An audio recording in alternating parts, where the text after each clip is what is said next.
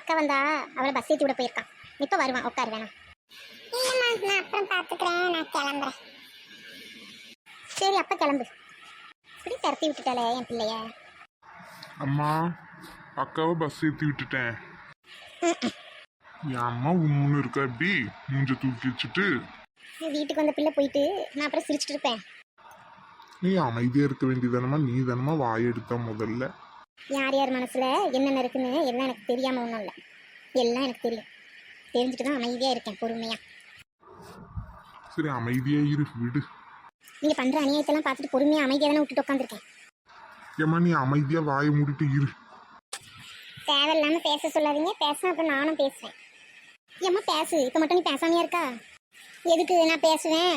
உடனே அழுவிய, எங்கேருந்து தான் தண்ணி வருதோ தெரியல, எனக்கெல்லாம் அந்த நடிப்பு வர மாட்டேங்குது. உடனே உங்கள் பையன் வந்துடுவார், அம்மா அழாதீங்க, அப்பா அழாதீங்க, அம்மா அழாதீங்க. இந்த நாடகத்தெல்லாம் பார்க்க எனக்கு திராணி இல்லை.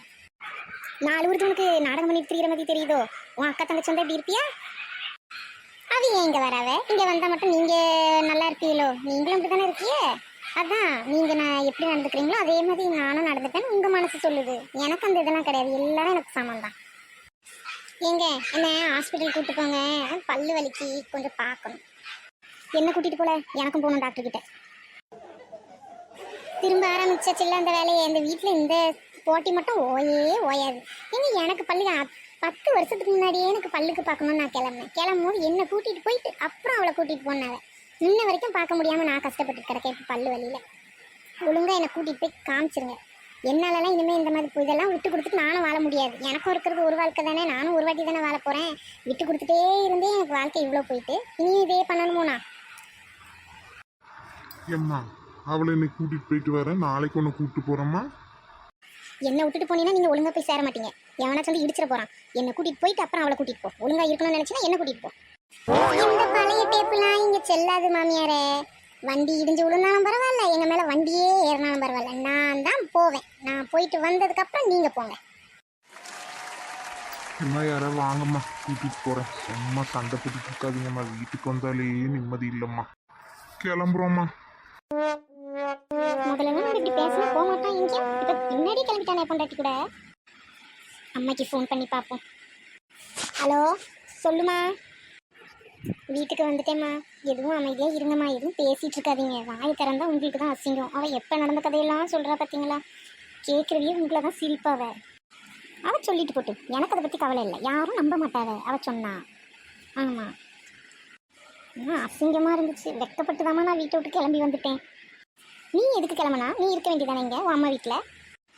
ஆமாம் அவள் பாயிண்ட்டாக கேட்குறா. அங்கே நின்றுட்டு என்ன பேச? அவள் பக்கம் தான் நியாயம் இருக்குது, அதான் ஓடி வந்துட்டேன். ஆமாம் அவள் பக்கம் தான் நியாயம் இருக்குது. நீயும் அப்படி பேச ஆரம்பிச்சிட்டியோ? சொல்கிறவியா அவள் பக்கம் தான் நியாயம் பேசுவாவ. சரி நான் சித்தப்பா கிட்ட சொல்லி பார்க்கட்டுமா? கொஞ்சம் வந்து பேச சொல்லுவோமா? முதல்ல கொஞ்சம் அமைதியாக இருப்பா பார்த்துக்க, பேசுனா கேட்பா பேச்ச. இப்போ ரொம்ப வாய் பேசுகிறாள்ல அவள், அதனால் பயந்துட்டு வரமாட்டாவ என்ன நியாயத்தை பேசன்னு. அதுவும் சரிதான். இது நான் சொல்லி பார்க்கேன், பார்த்துட்டு நான் சொல்கிறேன் என்ன உனக்கு. கொஞ்சம் வந்து சொல்லுவோம், அப்போ தான் கொஞ்சம் அமைதியாக இருப்பா. முதல்லலாம் அமைதியாக தான் இருப்பா, அடிக்கலாம் போவேன் அப்பயும் அமைதியாக நிற்பா.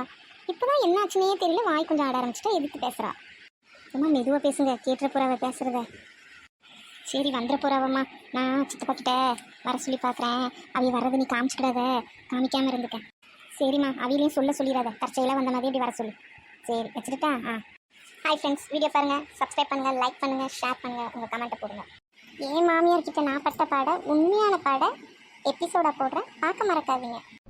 மாமியார் மருமகள்.